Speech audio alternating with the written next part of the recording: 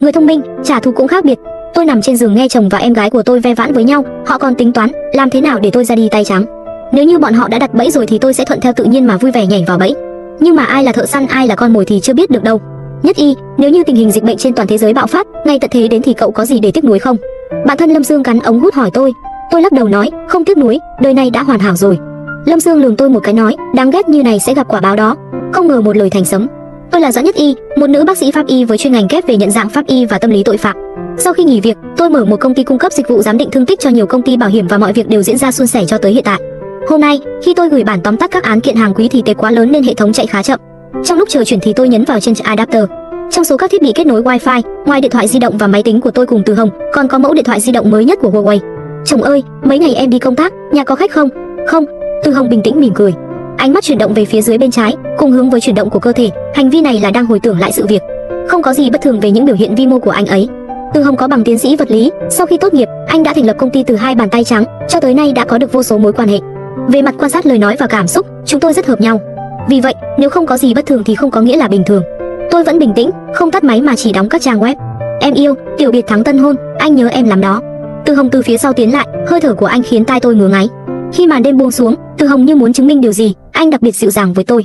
Nhưng vì thiết bị lạ trên Wi-Fi, trong đầu tôi nổi lên hồi chuông cảnh giác. Tôi chỉ nói mệt quá và từ chối lời đề nghị mời gọi của anh. Dạo gần đây anh thấy em vất vả quá.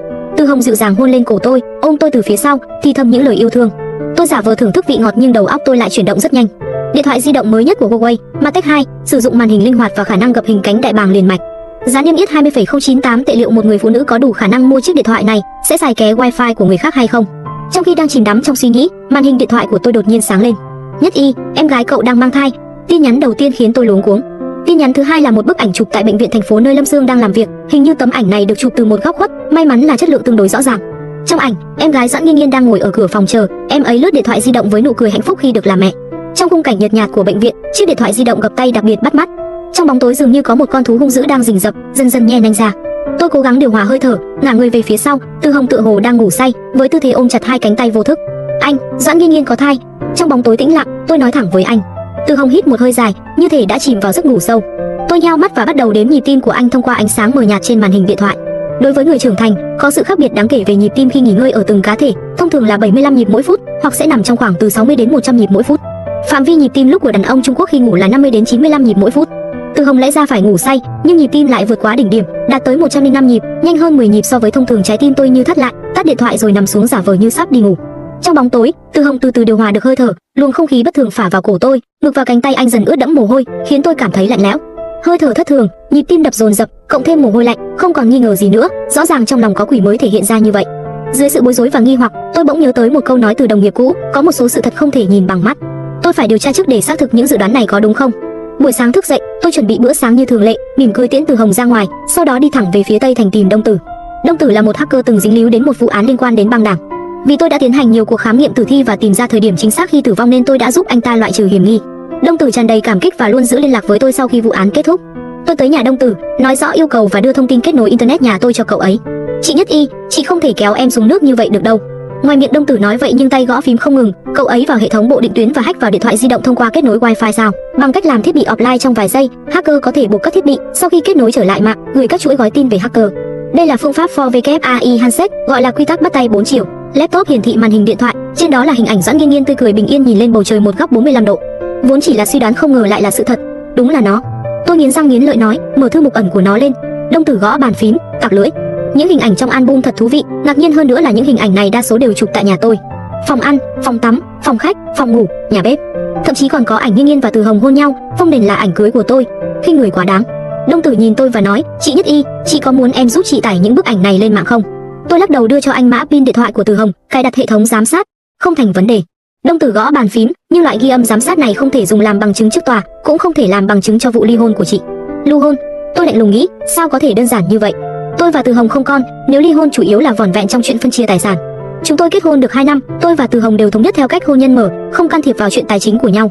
Khi Từ Hồng chân ướt chân ráo bước vào thế giới kinh doanh, tôi đã ở bên cạnh cả ngày lẫn đêm, đầu tư tất cả tiền tiết kiệm và thời gian của mình.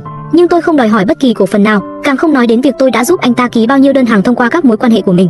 Bây giờ thì sao? Ngoài ngôi nhà và những chiếc xe đứng tên chúng tôi thậm chí còn không biết lợi nhuận của công ty Từ Hồng là bao nhiêu. Cổ phiếu, trái phiếu, ngân sách, tiền tệ, Từ Hồng hoàn toàn không đề cập đến. Trong trường hợp này, tôi ly hôn cũng không có lợi gì, tốt nhất là tìm hiểu rõ tình hình tài sản của Từ Hồng và giành quyền chủ động lấy lại mọi thứ trở về. Chỉ là, hiện tại nghĩ tới việc phải nhìn khuôn mặt của Từ Hồng cũng khiến tôi thấy buồn nôn. Sau khi rời khỏi nhà Đông Tử, tôi hít sâu 2 hơi, điều chỉnh tâm trạng rồi bấm số điện thoại của Từ Hồng. "Chồng à, tối nay em không về nhà, em qua nhà Lâm Sương." "Sao vậy, cô ấy lại cãi nhau với bạn trai nên tìm em kể khổ à?" Từ Hồng cười nói. Tôi giả vờ bất lực đáp, tối nay anh không cần đợi em đâu." "Được rồi, vậy em nhớ ăn đúng giờ nhé, yêu em." Giọng nói Từ Hồng dịu dàng đến mức có thể biến thành nước. Nhìn xe cộ đông đúc trên đường, trái tim tôi trở nên nguội lạnh. Cuộc hôn nhân này chỉ là trò cười mà thôi. Từ Hồng và tôi gặp nhau ở trường đại học. Anh ấy là một chàng trai bình thường học chuyên ngành khoa học và kỹ thuật, còn tôi là một chuyên gia pháp y máu lạnh. Bạn bè hay gọi đùa chúng tôi là tổ hợp hàn băng. Chúng tôi có thể nói chuyện về các công thức toán học dù đang nằm trên giường. Loại quan hệ này người bình thường không ai thích vì nó quá nhạt nhẽo và khô khan, vậy mà chúng tôi lại tiến vào sảnh cưới một cách suôn sẻ. Từ Hồng xuất thân từ một vùng nông thôn, là một người chăm chỉ và dám nghĩ dám làm. Sau khi lấy bằng tiến sĩ khoa học thì anh ta dấn thân vào con đường kinh doanh. Tôi đã đồng hành cùng anh suốt chặng đường dài, gây dựng ra sản nghiệp như hiện tại. Tuy Từ Hồng có tính thẳng thắn cương trực của một người đàn ông làm kỹ thuật, nhưng anh ta rất ân cần và dịu dàng với tôi. Điều này đã bù đắp cho tình thương gia đình mà tôi đã thiếu trong thời thơ ấu. Nhắc đến gia đình, phải nói đến người em cùng cha khác mẹ của mình, Doãn Nghiên Nghiên. Sau khi mẹ tôi qua đời, chưa đầy nửa năm ba đã cưới mẹ kế. Bà ta mang theo một người con gái nhỏ hơn tôi 2 tuổi. Cô ta có khuôn mặt tròn, đôi mắt to rất dễ thương. Mẹ kế kiên quyết muốn đổi Nghiên Nghiên sang họ Doãn, và rồi cô gái có khuôn mặt thiên thần này đã làm xáo trộn hoàn toàn cuộc sống của tôi. Đồ của tôi từ quần áo, đồ chơi cho đến phòng máy tính, chỉ cần Doãn Nghiên Nghiên thích là lấy. Thỉnh thoảng cô ta rất giỏi giả vờ đáng thương, chỉ cần tôi phàn nàn một câu, cô ta sẽ chớp đôi mắt ngấn nước, giả vờ đáng thương nói với ba, Nghiên Nghiên không lấy nữa, con không muốn làm chị buồn. Nhất Y, con lớn hơn em thì phải biết nhường nhịn. Kể từ khi mẹ kế bước vào cửa, đây là câu tôi nghe ba nói nhiều nhất. Tất cả những lần tranh chấp đều có chung một kết cục. Doãn Nghiên Nghiên ôm chiến lợi phẩm và mỉm cười cao ngạo. Doãn Nhất Y, mẹ em nói, hết thảy mọi thứ trong nhà này đều là của em. Con quỷ nhỏ này đã hủy hoại tuổi thơ của tôi. Khi tôi vào trường sơ trung, mẹ kế bắt tôi ở trong ký túc xá của trường. Đợi tới lúc về nhà mới phát hiện ra toàn bộ di vật của mẹ không bị vứt thì cũng đem bán, còn phòng tôi được cải tạo thành phòng tiện ích. Tôi đã cãi nhau lớn với bọn họ và bỏ nhà đi trong sự giận dữ. Sau đó, lên cao trung và đại học, tôi nghiến răng nỗ lực học tập cho đến khi ba qua đời, toàn bộ tài sản thừa kế rơi vào tay mẹ kế. Chuyện cũ mỗi khi nghĩ lại, cảm giác đau đớn đó chưa bao giờ tôi quên được. Hít một hơi thật sâu. Kể từ lúc này, thứ gì thuộc về mình, tôi sẽ lấy lại, không bao giờ có chuyện may áo cưới cho người khác nữa.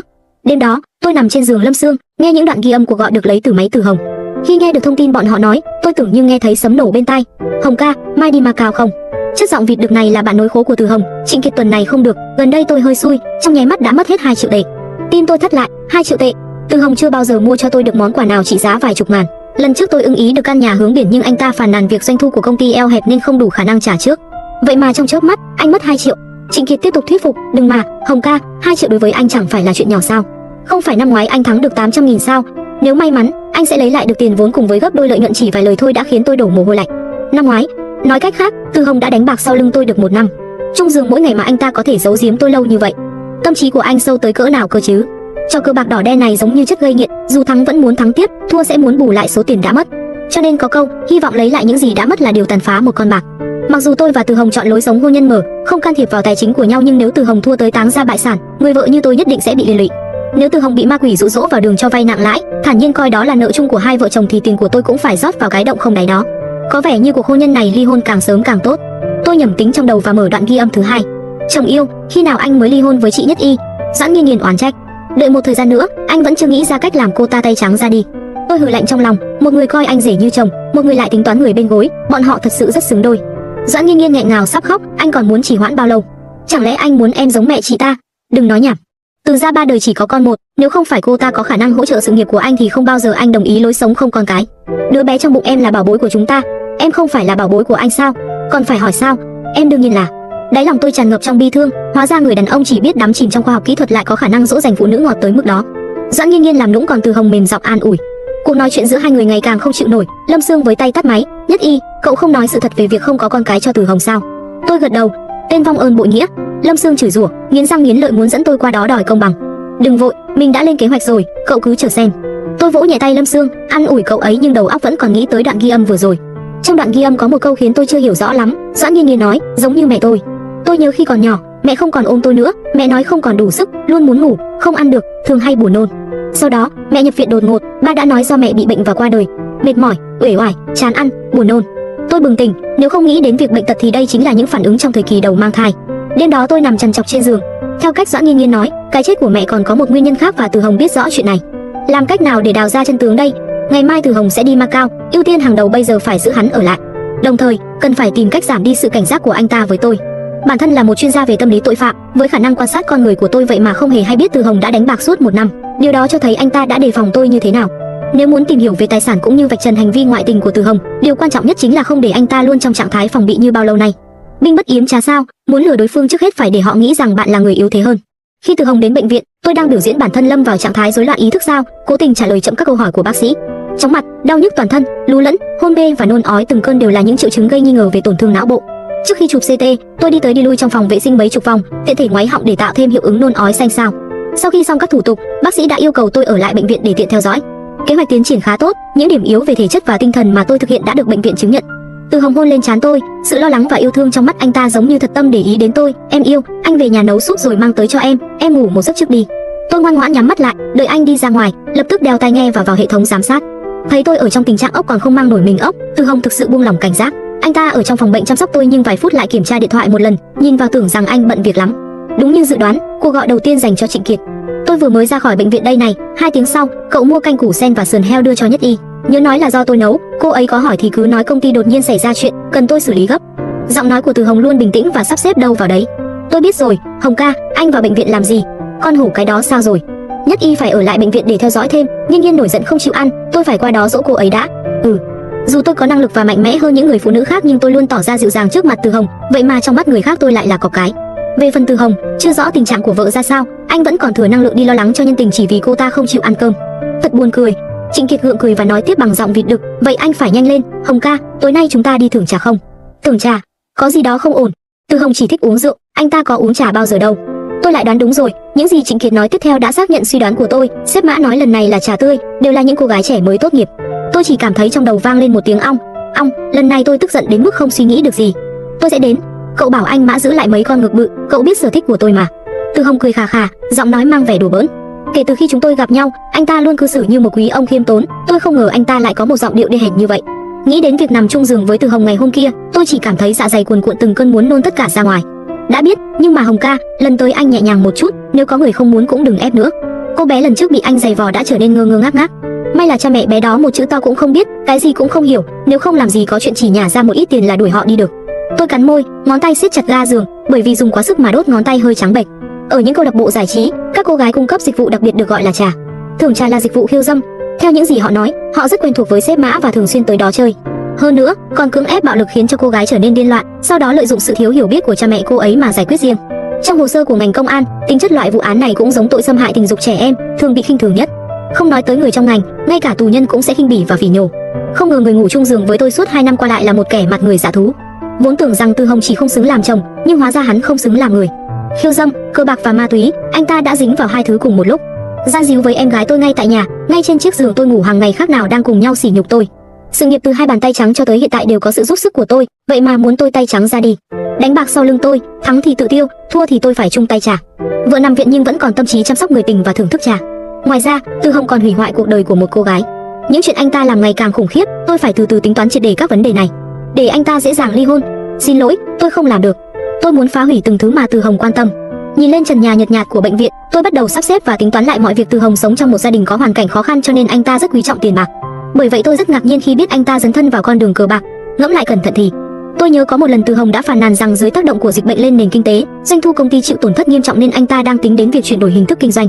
Theo suy đoán, Từ Hồng cảm thấy tình hình kinh doanh không khả quan cho lắm, dưới sự cám dỗ làm giàu chỉ sau một đêm do cờ bạc mang tới, anh ta đã bị ám ảnh không dứt ra được. Đột phá đầu tiên là tiền, tôi phải tìm cách để anh ta ra khỏi nhà không một xu dính túi. Thứ hai, Từ Hồng là người vô cùng sĩ diện. Từ Hồng cho rằng bản thân là một con phượng hoàng thoát ra khỏi vùng núi nghèo hẻo lánh. Vào các ngày lễ Tết, anh ta luôn mặc những bộ quần áo đắt tiền nhằm khoe mẽ trước mặt người thân và bạn bè, quảng bá dùng beng mình là doanh nhân thành công nhất làng chỉ với một bàn tay trắng tạo dựng được sự nghiệp. Tôi muốn tìm cơ hội xé bỏ lớp ngụy trang của anh ta trước mặt mọi người. Thứ ba, trẻ con. Thông qua những cuộc gọi tôi nghe lén của Từ Hồng, có thể thấy được anh ta đặt kỳ vọng rất lớn vào bào thai trong bụng Doãn Nhiên Nhiên. Người làm, thần nhìn, trời biết đất biết. Tôi cười lạnh, chỉ những thứ này không làm khó được tôi. 2 tiếng sau, Trịnh Kiệt bưng súp tới, một bên hỏi han ân cần bày tỏ sự quan tâm, một bên thay Từ Hồng giải thích, dù bận việc công ty nhưng vẫn luôn để ý đến vợ yêu. Tôi giả vờ mệt mỏi, mỉm cười nói lời cảm ơn. Trịnh Kiệt là người tuấn tú lịch sự, ăn nói ngọt ngào, biết cách làm hài lòng người khác. Đáng tiếc, Trịnh Kiệt chỉ là tên nói như rồng leo làm như mèo mửa, không được tích sự gì, tham lam háo sắc, bỡ đỡ nịnh hót Từ Hồng để anh ta hào phóng vung tiền như rác. Trịnh Kiệt từng dẫn Từ Hồng đầu tư cổ phiếu thua lỗ rất nhiều tiền, xúi giục Từ Hồng tặng quà cửa sau khi tham gia đấu thầu, suýt chút nữa đã bước vào lằn danh đỏ của pháp luật. Vì Trịnh Kiệt là bạn thời thơ ấu nên hiểu rất rõ bản tính sĩ diện yêu nịnh nọt của Từ Hồng, khi nói chuyện luôn lựa lời lấy lòng thỏa mãn hư vinh Từ Hồng. Bất chấp sự phản đối kịch liệt của tôi, Từ Hồng vẫn sắp xếp cho Trịnh Kiệt vị trí trưởng phòng trong công ty. Không cần hỏi cũng biết, việc đánh bạc và thưởng trà của Từ Hồng chắc chắn là do Trịnh Kiệt xúi giục. Trước kia tôi luôn phản đối việc Từ Hồng qua lại với Trịnh Kiệt. Giờ đây tôi lại mong họ có thể thân thiết hơn, dù sao thì gần mực thì đen, nhân phẩm tệ hại của Trịnh Kiệt có thể kéo Từ Hồng xuống rất nhanh. Nắm được người có lòng tham không đáy lại biết rõ sự riêng tư của Từ Hồng sẽ dễ dàng hơn khi tôi thực hiện kế hoạch. Sau khi xuất viện, tôi tiếp tục vào vai người vừa khỏi bệnh, thường xuyên bị đau đầu, mờ mắt và phản ứng chậm. Từ Hồng quả nhiên bị mắc lừa, anh ta ngày càng ít để ý đến tôi. Sau khi nghỉ ngơi hồi phục sức khỏe được vài ngày, tôi thu xếp mời Trịnh Kiệt đi ăn tối. Từ Hồng hỏi, em thay đổi quan điểm về Trịnh Kiệt rồi sao? Hoạn nạn mới thấy chân tình, hầu như ngày nào cậu ấy cũng chạy tới thăm em. Tôi giả vờ đau đầu, xoa xoa thái dương, thở dài một hơi, đi một vòng tới Quỷ Môn Quan mới biết được điều gì qua nhất với mình. Đáng tiếc công ty không thể duy trì được khi vắng em, nếu được, em chỉ muốn làm một bà chủ rảnh rỗi không cần quản việc gì. Từ Hồng im lặng hồi lâu rồi đột nhiên đi tới, dịu dàng ôm lấy tôi, ngập ngừng nói, em yêu, lúc em nằm viện, mẹ vợ và Nghiên Nghiên có tới thăm em vài lần. Ba vợ mất cũng nhiều năm rồi, họ coi như là người nhà duy nhất của em. Tim tôi thắt lại, quả nhiên điều này cũng tới. Trong một lần nghe lén, Doãn Nghiên Nghiên bực tức nói bản thân đang học y tá, dù mới là sinh viên y khoa nhưng cô ta chỉ thiếu cơ hội trải nghiệm thực tế, cho nên hoàn toàn có khả năng đảm nhiệm chức vị của tôi. Vừa nghe tôi có ý định lui về sau, Từ Hồng lập tức trở thành thuyết khách. Tôi giả vờ phản ứng chậm, do dự một lúc rồi gật đầu, vậy ngày mai anh hãy mời cùng lúc với Trịnh Kiệt. Từ Hồng tươi cười rạng rỡ, hôn lên má tôi rồi gọi điện thoại sắp xếp tiệc tối. Nhìn bóng lưng tự mãn của anh, tôi cười khẩy, mẹ vợ à? Nghiên Nghiên. Tôi thậm chí còn chưa bao giờ gọi mẹ với bà mẹ kế đó, vậy mà Từ Hồng lại gọi mẹ vợ thuận miệng nhỉ. Khi nói về cô em quý hóa, tôi luôn gọi đầy đủ Doãn Nghiên Nghiên, vậy mà Từ Hồng gọi thẳng tên thật thân thiết trìu mến làm sao? Nhưng không sao, bọn họ càng lộ rõ sự tham lam thì mục tiêu của tôi càng nhanh đạt được. Tôi muốn nhanh chóng kết thúc chứ không phải ngày ngày tính kế lẫn nhau. Tôi không phải diễn viên, mặc dù đã tốn cả buổi chuẩn bị tâm lý nhưng khi nhìn mẹ con Doãn Nghiên Nghiên, tôi chỉ có thể gượng cười. Em gái tôi đúng là có tố chất làm diễn viên, nhan sắc xinh đẹp, kỹ năng diễn xuất cũng tuyệt vời, vừa vào nhà đã ôm tôi và khóc lóc thảm thương. Cô ta xin lỗi vì lúc nhỏ không hiểu chuyện mới gây sự với tôi, tới lúc nghe nói tôi nằm viện mới thấy sợ hãi và lo lắng sẽ mất đi người chị thân yêu. Nhìn bông hoa nhỏ kiêu kỳ diễn xuất nhiệt tình, tôi vừa cảm động vỗ bờ vai cô ta như an ủi. Đẳng cấp diễn xuất của mẹ kế còn cao hơn, bà đứng cạnh tôi lau nước mắt, nhìn tôi bằng ánh mắt yêu thương hiền từ như một người mẹ, bên cạnh đó thì lặng lẽ quan sát phản ứng của tôi. Chỉ một ánh mắt đã khiến tôi dựng tóc gáy, đây mới gọi là trường phái có thực lực. Nếu người phụ nữ này có liên quan đến cái chết của mẹ tôi thì khả năng moi được sự thật từ miệng bà ấy thực sự rất mong manh. May mắn thay, bà ta đã bước vào tuổi trung niên và chỉ có một cô con gái, Doãn Nghiên Nghiên là huyết mạch duy nhất. Nắm được Doãn Nghiên Nghiên là nắm được điểm yếu của bà ta. Tôi làm đủ các bước chào đón bọn họ và nhiệt tình mời mọi người ngồi xuống. Ban đầu, tôi nghĩ rằng bữa cơm này khá khó ăn khi phải luôn ép mình tươi cười, nhưng không ngờ, tôi lại nhìn thấy một thứ thú vị hơn. Doãn Nghiên Nghiên gắp món nào thì Trịnh Kiệt cũng sẽ ăn món đó, trong vô thức, cậu ta làm theo hành động của Doãn Nghiên Nghiên. Đây là hành động thuộc về những người yêu nhau. Biểu hiện của Doãn Nghiên Nghiên càng thú vị hơn, tuy thân thể hướng về Từ Hồng nhưng chân và bàn chân lại hướng về phía Trịnh Kiệt.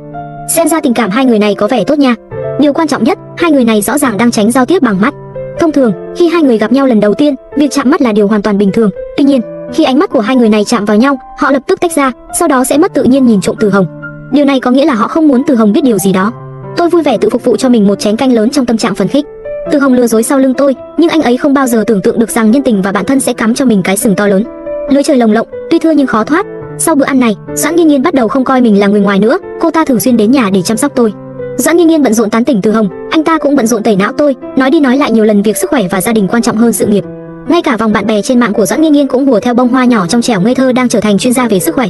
Sức khỏe là một, tiền bạc và sự nghiệp là không, nếu một ngã thì mọi thứ đều trống rỗng. Bận rộn với sự nghiệp, một triệu phú đột ngột qua đời vào sáng sớm. Thân thể đã gửi dấu hiệu cầu cứu, chẳng lẽ lại dùng mạng đổi tiền sao? Hết bài này đến bài khác đã chạm đến trái tim mọi người, Doãn Nghiên Nghiên chỉ thiếu mỗi bước tang tên tôi vào, yêu cầu tôi thoái vị nhường chức. Từ Hồng càng bận rộn hơn, ngắm hoa, thưởng trà, các hoạt động liên tục nối tiếp nhau, tôi mặc kệ anh ta đắm chìm trong trụy lạc đàng điếm. Tuy nhiên, chỉ cần nghe tin Từ Hồng muốn đi Macau, tôi sẽ đúng lúc cảm thấy choáng váng buồn nôn cần anh ta trở đi tái khám, cho nên trò cờ bạc giải trí anh ta không có cơ hội tham gia. Sau một tuần giả đò vất vả, Doãn Nghiên Nghiên cuối cùng không thể nhịn được nữa mà lòi đuôi cáo. Cô ta đề nghị tôi dẫn đi tham quan công ty, tôi vui vẻ đồng ý. Cá đã mắc vào lưới, tôi quyết định cố gắng giải mồi không ngừng. Nghiên Nghiên, nhìn này, tôi đẩy kế hoạch ra trước mặt Doãn Nghiên Nghiên. Toàn dân đại khỏe mạnh kinh doanh cần quan tâm 3 vấn đề, hạng mục sao, nguồn khách hàng và nguồn cung ứng. Sau dịch bệnh, công chúng sẽ quan tâm đến sức khỏe hơn nên dự án này chắc chắn sẽ tạo tiếng vang lớn. Doãn Nghiên Nghiên nhìn kế hoạch với vẻ mặt ngơ ngác. Tôi không nói nên lời với bông hoa nhỏ chỉ thiếu trải nghiệm này, chỉ đành giải thích cặn kẽ hơn. Dự án được chọn là chăm sóc sức khỏe và các sản phẩm được nhắm tới bao gồm thực phẩm bảo dưỡng và thiết bị tập thể dục. Công ty bảo hiểm mà công ty chị đang làm việc có vô số nhân viên. Chỉ cần chúng ta ký hợp đồng và đưa hoạt động tiếp thị sản phẩm kết hợp khi bán bảo hiểm, kèm dịch vụ bảo trì sau bán hàng, khi đó nguồn khách hàng sẽ duy trì và doanh số bán hàng sẽ tự nhiên mà đi lên. Hai mắt Doãn Nghiên Nghiên tỏa sáng, nếu chúng ta có được nguồn cung ứng thì thế nào? Tôi thở dài gật đầu, em nói đúng, sức khỏe quan trọng hơn bất cứ thứ gì khác. Điều quan trọng nhất đối với chị bây giờ là hồi phục sức khỏe, nhưng dự án này hiện tại vẫn là đại dương rộng lớn, thời gian quảng bá đang trong giai đoạn gấp rút. Chị, để em giúp chị. Hãy tin tưởng em sẽ làm tốt. Doãn Nghiên Nghiên vỗ ngực biểu thị quyết tâm. Tôi giả vờ khen rồi nói tiếp, trước mắt em hãy tìm một công ty sản xuất sản phẩm và thiết bị chăm sóc sức khỏe, càng nhanh càng tốt, đặt cọc, ký đơn hàng và chiếm lĩnh thị trường. Doãn Nghiên Nghiên nắm bản kế hoạch, tham vọng bay lên cao vút, đôi mắt suy tính đảo liên tục, sao chị không nhờ anh rể hỗ trợ?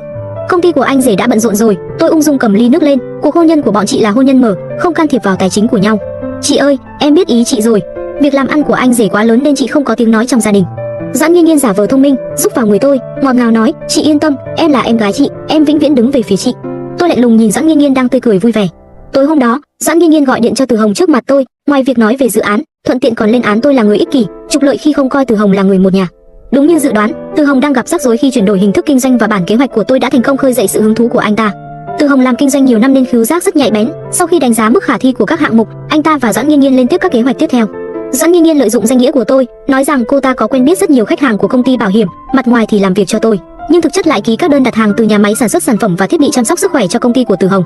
Hai người đó còn suy nghĩ viễn vông, hy vọng tôi sẽ không còn đủ sức mà giao công ty cho Doãn Nghiên Nghiên. Kể từ hôm đó, Doãn Nghiên Nghiên quản lý công ty tôi và xử lý công việc kinh doanh với các công ty bảo hiểm. Anh lui lại một bước mà nghĩ kỹ thử xem, cho dù chị ta vẫn đang nắm quyền điều hành công ty cũng không thể khoanh tay đứng nhìn túi tiền của anh cạn kiệt. Lùi thêm bước nữa, dù chị ta vung tay mặc kệ, hiện nay trên thị trường có rất nhiều công ty bảo hiểm, chỉ cần chúng ta nắm được sản phẩm, sẽ không cần lo về nguồn tiêu thụ. Tôi cười lạnh khi nghe xong đoạn ghi âm. Ngành y tế quả thực là một miếng mồi thơm, người càng tham càng dễ mắc câu. Những ngày tiếp theo hết sức bận rộn. Trước mặt Doãn Nghiên Nghiên, tôi chuyển 2 triệu từ tài khoản công ty sang tài khoản cá nhân của mình và nói rõ ràng với cô ta rằng đây là toàn bộ vốn lưu động dùng để dự phòng cho dự án. Chỉ cần Doãn Nghiên Nghiên tìm được nhà sản xuất phù hợp, chúng tôi sẽ trực tiếp đến đàm phán và ký kết hợp đồng. Sau đó, tôi bắt đầu cuộc sống dưỡng bệnh, thỉnh thoảng chỉ cần giả vờ lo lắng và thúc giục Doãn Nghiên Nghiên. Doãn Nghiên Nghiên càng bận rộn hơn, cô ta đắm chìm trong giấc mơ trở thành một nữ doanh nhân giàu có, bôn ba khắp nơi mà không quan tâm đến cơ thể đang mang thai của mình. Một mặt nói qua loa nhiều lý do với tôi, mặt khác thì kiểm tra nhà máy sản xuất và ký đơn đặt hàng thay cho Từ Hồng. Những kỳ cựu trong công ty đã báo cho tôi biết các tin liên quan đến Doãn Nghiên Nghiên, nào là hòng hách, hất mặt sai khiến, luôn tỏ ra mình là chủ công ty. Thái độ khi gặp tôi thì khác hoàn toàn, không chỉ bày tỏ tình cảm chị em mà còn khoe rằng cô ta vất vả chống đỡ công ty khi không có tôi như thế nào. Trong số chúng tôi, Từ Hồng là người bận rộn nhất. Dưới tác động của dịch bệnh và nền kinh tế, Từ Hồng không lạc quan mấy về hình thức hoạt động của công ty, luôn trong trạng thái lo lắng về sự phát triển trong tương lai. Thông qua bản kế hoạch của tôi, anh ta đã nắm được cơ hội để chuyển hóa và tập trung toàn bộ tinh thần vào dự án.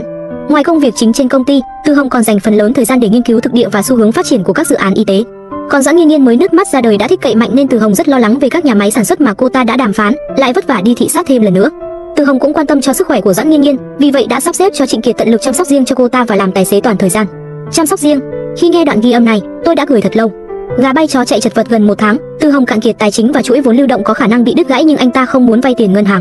Doãn Nghiên Nghiên đon đả chạy tới đề cập về tài khoản của tôi vẫn còn 2 triệu. Ba người bọn họ bắt đầu vắt óc lập mưu hòng chiếm đoạt số tiền trên. Trong 1 tháng này, tôi đã tính toán được số tài sản trong tay Từ Hồng, bước tiếp theo chính là tạo cơ hội cho anh ta phạm sai lầm, đá anh ta ra khỏi nhà dưới 2 bàn tay trắng. Nhìn bọn họ lo lắng về số vốn tài chính, tôi đã mời tất cả đi ăn tối với lý do giải sầu, sau đó đọc lên mẩu tin mới bên cạnh nồi lẩu Trùng Khánh đang bốc khói. Vợ của Triệu Phú bị bắt cóc. Bọn bắt cóc đòi 1 triệu nhưng bị từ chối, vì vậy chúng đã giận dữ giết con tin.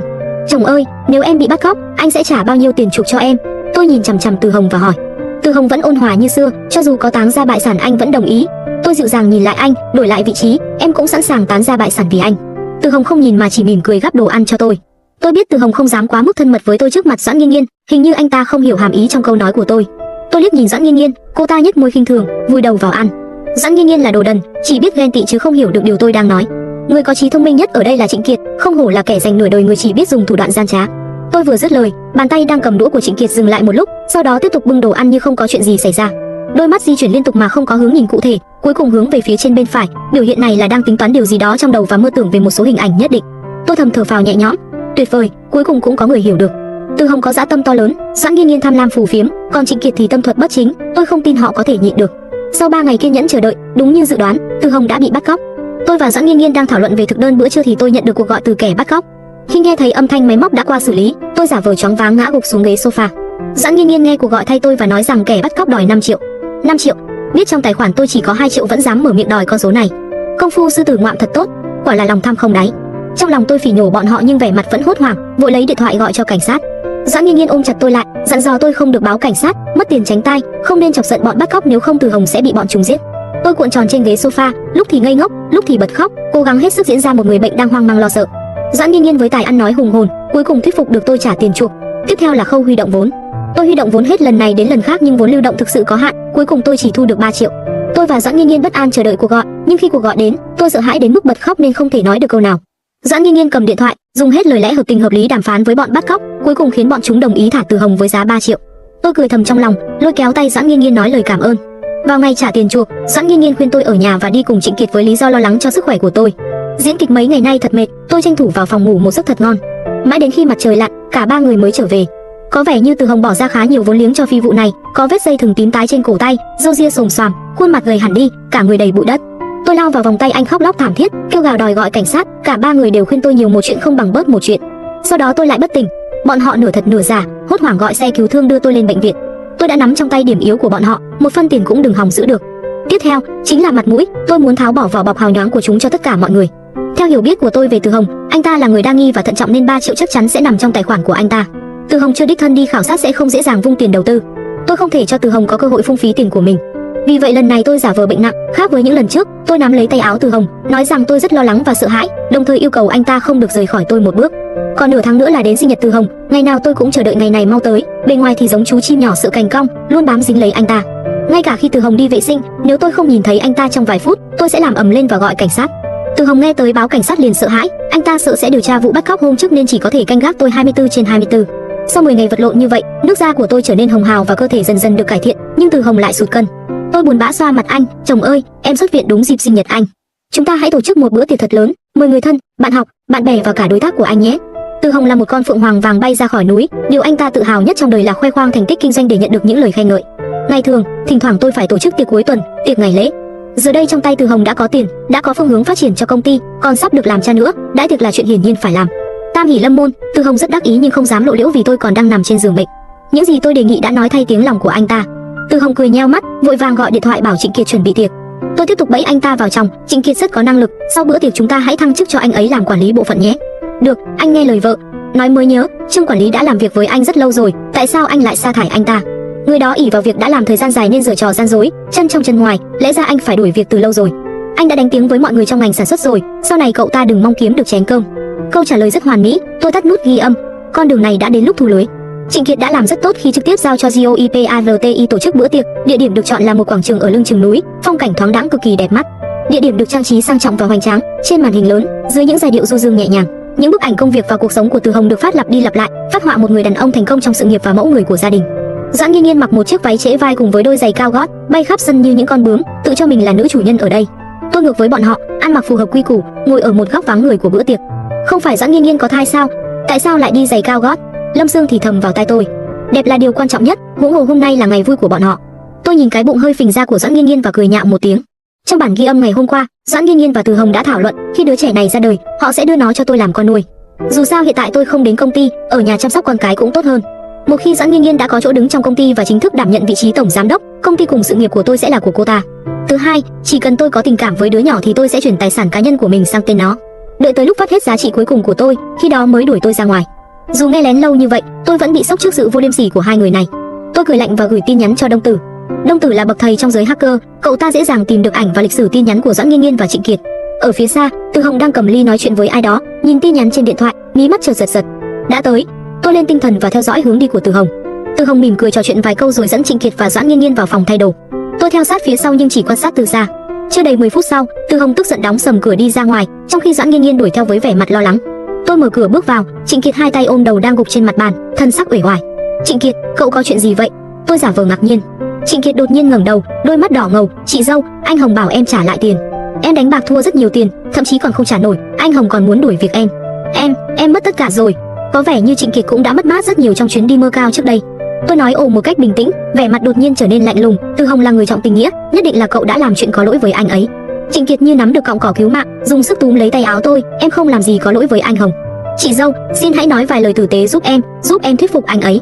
Tôi giật ống tay áo ra khỏi tay Trịnh Kiệt, như nhìn thấy thứ gì đó bẩn thỉu. Tôi khinh thường nói thật với cậu, Từ Hồng đã muốn sa thải cậu từ lâu rồi. Trong ánh mắt xấu hổ, khiếp sợ và giận dữ của Trịnh Kiệt, tôi bình tĩnh bật nút phát trên điện thoại.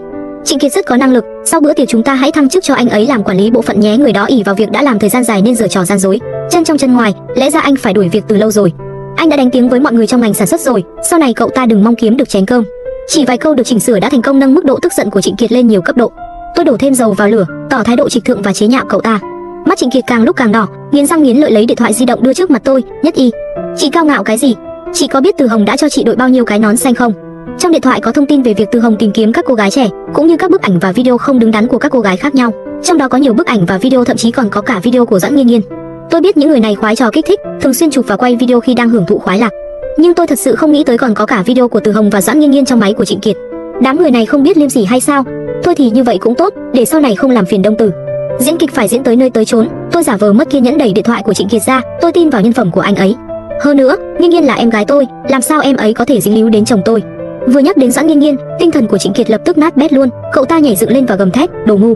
Con khốn Doãn Nghiên Nghiên đó, nó chỉ thích đoạt đồ và tiền của chị. À, ta nói chỉ yêu tôi, nhưng bây giờ lại chạy theo Từ Hồng. Tôi hừ lạnh, những gì cậu nói giống như những bức ảnh chỉnh sửa này, đều không có não. Tôi không hề chỉnh sửa. Nhìn này, nhìn ở đây nữa, tôi còn có nhiều thứ nữa. Trịnh Kiệt trông như bị điên, liều mạng lật lại album ảnh trên điện thoại. Tôi khinh thường xua tay, mở cửa kéo Trịnh Kiệt ra quảng trường, chỉ vào màn hình lớn ở xa. Trên màn hình, nụ cười của Từ Hồng thật dịu dàng và tao nhã. Đây là chồng tôi, một quý ông thành đạt, không giống như cậu, một kẻ bại hoại và vô dụng. Tại sao cậu lại chụp nhiều ảnh cấp 3 như vậy?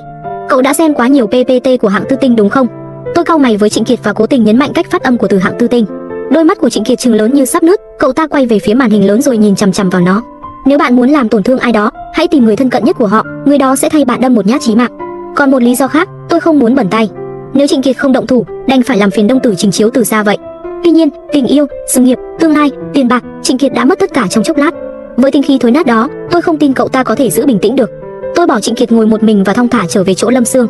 Lâm Sương đã không kiên nhẫn từ lâu, vừa nhìn thấy tôi liền kéo lại hỏi, được không? Mình thấy Từ Hồng và em gái cậu không có gì bất thường. Cách đó không xa, Doãn Nghiên Nghiên cùng Từ Hồng đang cầm ly rượu cười nói vui vẻ trước quan khách. Một người rất yêu thể diện như anh ta sao có thể chia tay Doãn Nghiên Nghiên trước mặt nhiều người như vậy?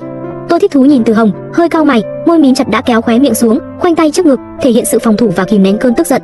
Lòng tôi thoải mái hẳn ra, mấy ngày nay tôi đã ép mình phải mỉm cười, cuối cùng tôi cũng có thể để anh nếm trải điều này. Đỉnh điểm của bữa tiệc sinh nhật, người dẫn chương trình đã mang ra chiếc bánh cao bằng một người và mời Từ Hồng lên sân khấu phát biểu. Từ Hồng chỉnh lại cổ áo, tinh thần phấn chấn bước lên sân khấu và điều chỉnh micro. Trong quảng trường, một âm thanh xấu xa đê hèn đột nhiên vang lên, mọi người trên khán đài đều ồ lên. Trên màn hình, Từ Hồng ôm một cô gái bán khỏa thân và hôn cô say đắm. Video và hình ảnh, cái sau kịch tính hơn cái trước. Vài phút trước khi bảo vệ xông vào phòng chiếu, bức ảnh được trình chiếu cuối cùng là hình Từ Hồng lăn giường với Doãn Nghiên Nghiên. Tôi cười to trong lòng nhưng dưới ánh mắt đồng cảm của mọi người, tôi phải mang vẻ mặt bị tổn thương sâu sắc và bật khóc. Và nữ diễn viên khách mời đặc biệt của chúng ta, cô nàng Lâm Sương lao lên sân khấu và tát Từ Hồng một cái thật mạnh. Từ Hồng, anh bị vô sinh. Nhất y vì anh mà bỏ đi quyền làm mẹ, che giấu giấy khám sức khỏe trước hôn nhân, giả vờ theo lối sống DINK, nhưng anh lại làm ra loại chuyện này, anh quả là đối xử với cậu ấy thật tốt đó. Giọng nói của Lâm Sương cao vút, thông micro trên sân khấu, lời buộc tội mạnh mẽ của cô vang vọng khắp quảng trường. Dưới sân khấu là sự im lặng chết chóc. Từ Hồng sửng sốt, sau đó trừng mắt nhìn Doãn Nghiên Nghiên. Doãn Nghiên Nghiên còn đang bị sốc trước một loạt thay đổi, cô ấy đã mất đi tình yêu của Trịnh Kiệt và sự nâng đỡ của tôi, Từ Hồng là hy vọng duy nhất của cô ta. Đối mặt với ánh mắt giận dữ của Từ Hồng, Doãn Nghiên Nghiên lao lên sân khấu, nắm chặt tay áo anh, đừng nghe cô ta nói bậy, đứa bé này là của anh.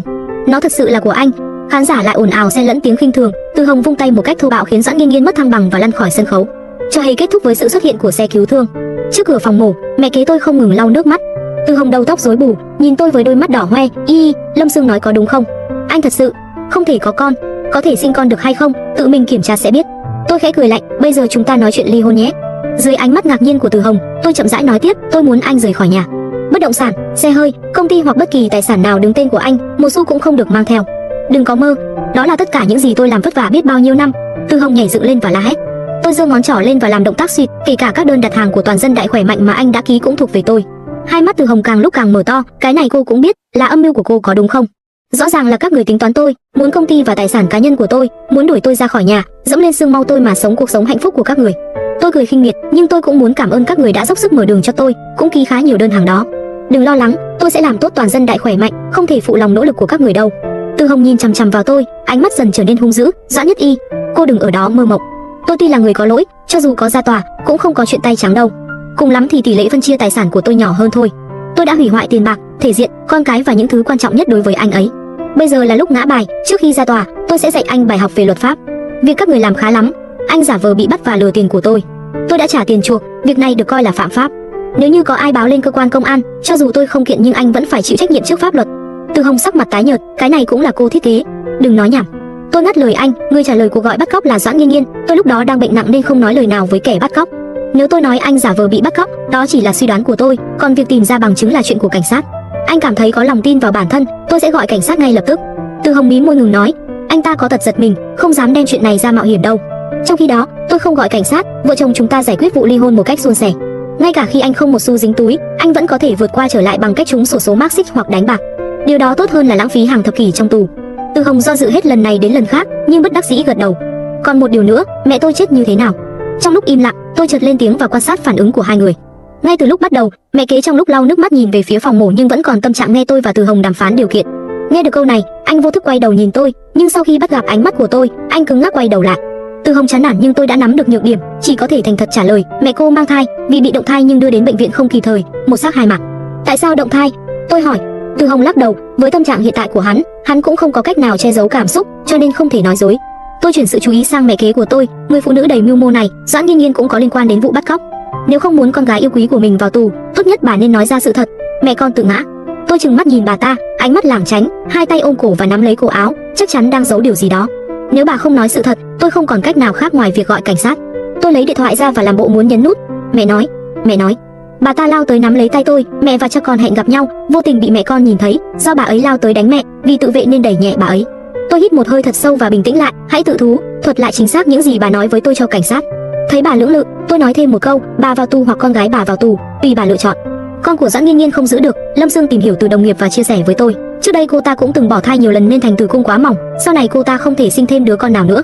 Tôi gật đầu, lượng máu cô ta chảy ra khi rơi khỏi sân khấu ngày hôm đó đã đoán được đứa trẻ không thể cứu. Nhìn thấy vẻ mặt lạnh lùng của tôi, Lâm Sương do dự hỏi, cậu còn hận bọn họ sao? Hận, có một số người không đáng để hận. Sau khi tôi và Từ Hồng ly hôn, anh ta vay mượn để cờ bạc rất nhiều, bị truy đuổi nợ nần từ người thân và bạn bè. Ai cũng rõ tình trạng của anh ta nên không dám cho mượn nữa. Từ Hồng đành phải quay lại cắn Trịnh Kiệt để khiến cậu ta phải trả lại tiền. Trịnh Kiệt vốn dĩ không có việc làm đàng hoàng, cậu ta có một số mối quan hệ trong xã hội nên đã trực tiếp tìm người đánh Từ Hồng nhập viện. Vụ việc lớn đến mức cảnh sát đã được gọi tới để can thiệp. Họ lần theo manh mối và phanh phui ra các vấn đề mại dâm, bắt cóc và tống tiền. Mẹ kế của tôi vừa bị kết án, Doãn Nghiên Nghiên, người tưởng mình đã thoát chết, cũng bị bắt. Những gì cần làm tôi đã hoàn thành xong. Những quá khứ bẩn thỉu này nên bị ném lại phía sau, không đáng nhắc tới. Tôi bận rộn sửa lại bản kế hoạch, toàn dân đại khỏe mạnh, còn nhiều việc cần tôi phải giải quyết trong tương lai. Bạn có biết vì sao đôi mắt nằm ở phía trước không? Bởi vì chúng ta phải luôn hướng tới phía trước, chứ không phải mải mê ngoái nhìn về những sự việc ở phía sau.